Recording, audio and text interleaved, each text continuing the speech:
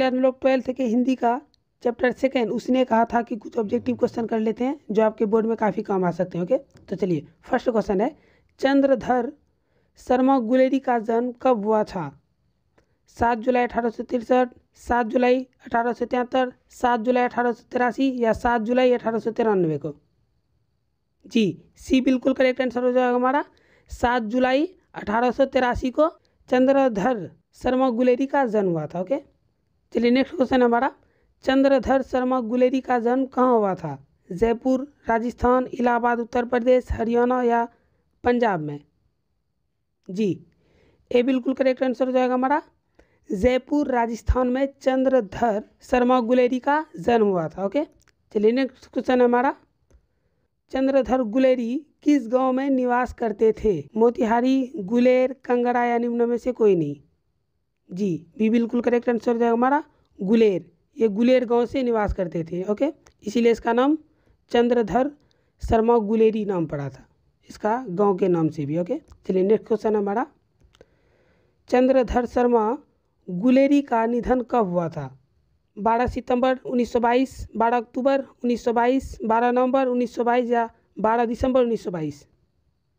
जी, ए बिल्कुल correct answer हो जाएगा हमारा, 12 सितंबर 1922 को इनका निधन हुआ था। ओके, चलिए नेक्स्ट क्वेश्चन है हमारा, चंद्रधर शर्मा गुलेरी का पिता का नाम क्या था?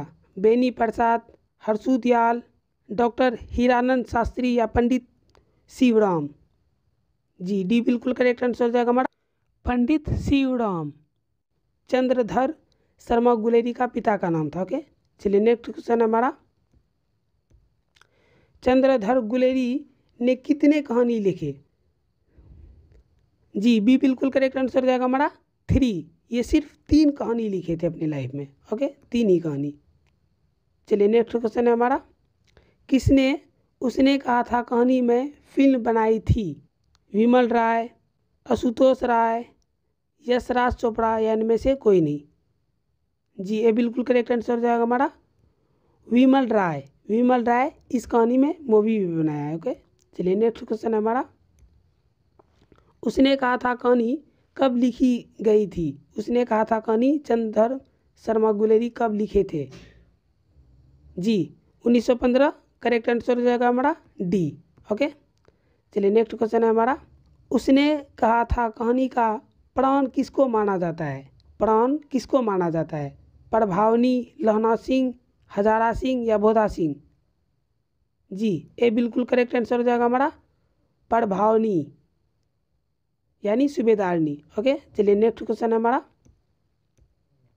लहना सिंह किस धर्म के थे? लहना सिंह किस धर्म से बिलोंग करते थे? हिंदू, मुस्लिम, सिख, ईसाई? जी, सी बिल्कुल करेक्ट आंसर हो जाएगा हमारा, सिख। लहना सिंह सिख धर्म से बिलोंग करते थे। ओके, चलिए नेक्स्ट क्वेश्चन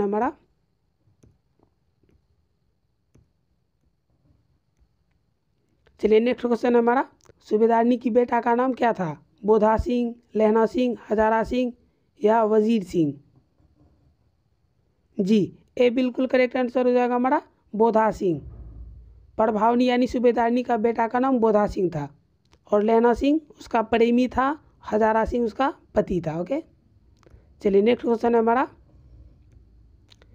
अमृतसर में लहना सिंह और सूबेदारनी दोनों डैश के यहाँ रहते हैं? नाना, मामा, चाचा या निम्न में से किसी के पास नहीं? जी, बी बिल्कुल करेक्ट आंसर हो जाएगा, वो अपने मामा के पास रहते थे दोनों। ओके, अमृतसर में। चलिए नेक्स्ट क्वेश्चन है हमारा, प्रभावनी यानी सूबेदारनी का घर कहाँ था? सूबेदारनी का निजी घर कहाँ था? मुंगेर, मांझी, सीतामढ़ी या गोरखपुर? जी, ये बिल्कुल करेक्ट आंसर हो जाएगा हमारा, मुंगेर। सूबेदारनी का घर कहाँ था? मुंगेर था। और मांझी था, लहना सिंह का घर मांझी था। लहना सिंह का घर मांझी था, ठीक, और मुंगेर सूबेदारनी का घर था। चलिए नेक्स्ट क्वेश्चन है हमारा, लेफ्टिनेंट साहब कितने वर्ष से लहना सिंह के रेजिमेंट में थे? जी, बी बिल्कुल करेक्ट आंसर हो जाएगा 5 वर्ष से। लेफ्टिनेंट साहब 5 वर्ष से लहना सिंह के रेजिमेंट में थे। चलिए नेक्स्ट क्वेश्चन हमारा, एक अकेले सिख 1.25 लाख के बराबर होते हैं, किसने कहा था? लेफ्टिनेंट साहब, लहना सिंह, बोधा सिंह या हजारा सिंह? जी बी बिल्कुल करेक्ट आंसर हो जाएगा हमारा लहना सिंह। लहना सिंह ने कहा था कि एक अकेला सिख 1.25 लाख के बराबर होता है, जब लेफ्टिनेंट साहब के भेष में जर्मन सिपाही आए थे। ओके, चलिए नेक्स्ट क्वेश्चन है हमारा, युद्ध में कितने सिख की प्राण गई थी? युद्ध में कितने सिख मारे गए थे? 20, 25, 15 या 10? जी सी बिल्कुल करेक्ट आंसर हो जाएगा हमारा 15 सिख युद्ध में मारे गए थे। ओके, चलिए नेक्स्ट क्वेश्चन है हमारा, उसने कहा था कहानी कितने भागों में बटी हुई है? उसने कहा था कहानी कितने भागों में बटी हुई है? 4, 5, 6 या 3?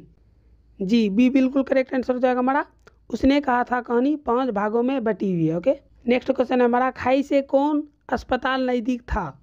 सदर अस्पताल, राम मनोहर लोहिया हॉस्पिटल या फील्ड अस्पताल या इनमें से कोई नहीं? जी सी बिल्कुल करेक्ट आंसर हो जाएगा हमारा फील्ड अस्पताल खाई से नज़दीक था। ओके, चलिए इसी क्वेश्चन के साथ आज का सेशन होता है हम लोग का समाप्त। तब तक के लिए आप लोग बोर्ड की तैयारी कीजिए। All the very best.